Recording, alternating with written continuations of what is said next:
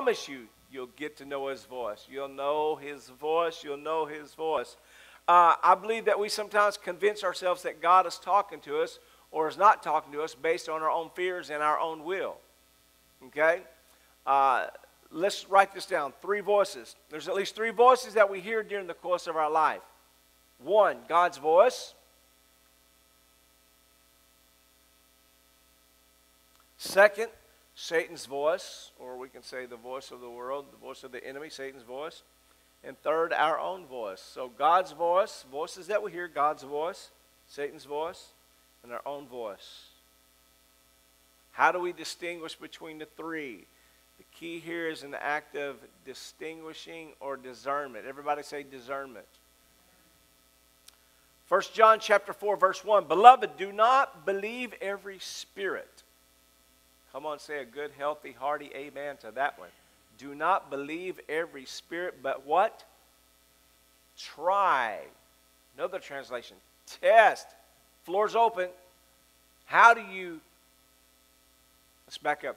Do not believe every spirit, but test or try that spirit. What does that mean to you? I'll explain it, but what does that mean to you? If you were reading this right here, and once again, don't be afraid to step out. Beloved, do not believe every spirit, but test the spirit whether they are of God, because many false prophets have gone into the world. So what does that mean? Okay, weigh it out.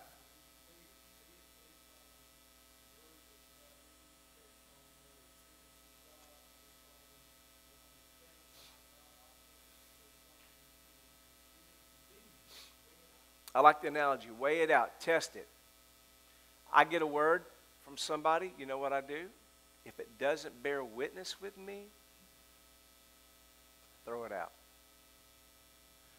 I was in a service one time years ago. Never forget the example.